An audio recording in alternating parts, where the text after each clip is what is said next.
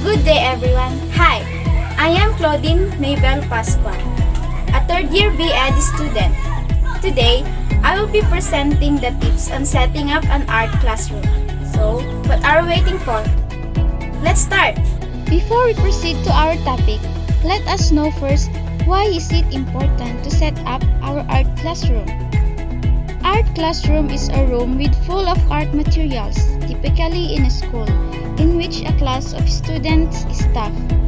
So basically, we need to set up our art classroom to help students develop their motor skills, language skills, social skills, decision-making, risk-taking, and inventiveness while studying art.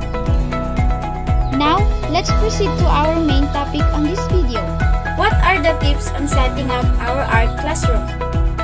Tip number 1. Make it visually amazing. By its very nature, the art room can be an exciting place to enter, since it will be our learners' room where they can explore, learn, and do something to improve their art skills. You can put colorful posters. You can also feature artists or culture on a bulletin board. Tip number 2. Ask for your desk. Your desk as a teacher can get to a corner where you can observe your learners as they do their activities. But it's better for you to move around, circulating the room so that everyone can have their chance to ask questions. Tip number 3. Technology in your art room. You can add technical equipment in your classroom. It will help broaden the horizons of a child's creativity. Tip number 4. Equipment management.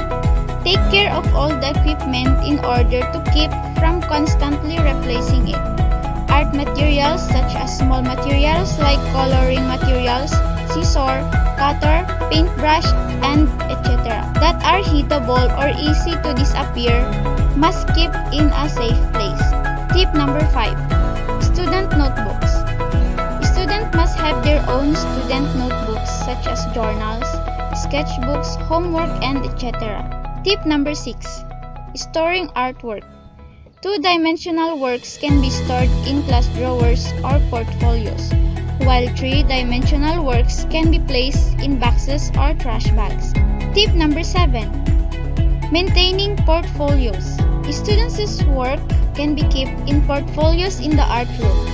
It will encourage students to take more ownership and responsibility over their learning process. You can also display it inside or outside the classroom. It will allow you and your student to see their progress. Tip number 8. Signing work. Students may sign their work on the front, but show them how they can inconspicuously print or sign their names. Tip number 9. Labels. Make labels with space for the student name, grade, art teacher, and school. Tip number 10. Displaying student works outside the art classroom.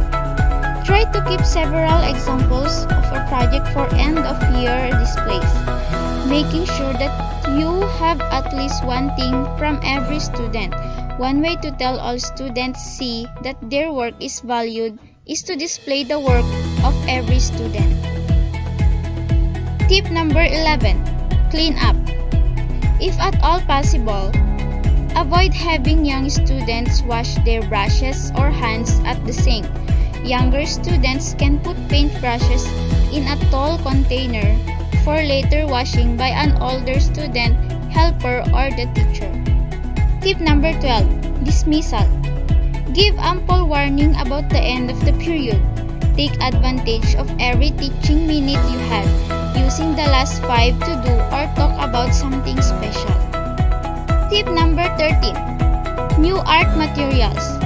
You must take care the new art materials, and that care must be taken in putting them back in the box or container to help make them last. Tip number 14. Recycling. Art teachers are natural scavengers. They use things from nature and were into recycling long before it became fashionable. Clear plastic storage boxes with lids and stackable drawers can be labeled with marker on the front so students can locate their own supplies. Tip number 15. Use a seating chart for all students. This will help both of you and the students. Remind them that the purpose is to give each student a seat where they can produce their best work. Tip number 16. Develop a simple rules chart. State the rules positively and post in a prominent place in the room. Keep your rules simple and easily understood by all grade levels you will teach in the room. You can remind the rules occasionally before class. And the last but not the least, the tip number 17. Think about including a calming corner. This is simply a small, somewhat secluded area where students can go if they feel they are about to lose self-control. It is best if only one student is in this spot at a time. On that calming corner or area, you can put storybooks for them to read or some art materials they can use to make some art while calming themselves. Additional tips, since it's already a new normal today, you must put some health protocols guidelines and attach it on a place where your learners can easily see and read it. Also, always have available alcohols in front of the door and inside the classroom, and liquid soap when they need to clean their hands, and provide an available clean cloth or towel to dry their hands. And lastly, as their parent on that room, you must take care of their health and always bear in mind that you, as a teacher, will be served as a good example to your student. And that's all the 17 tips on setting up an art classroom. Thank you for all your patience. Hope you have learned a lot with our topic today. And I wish you all a very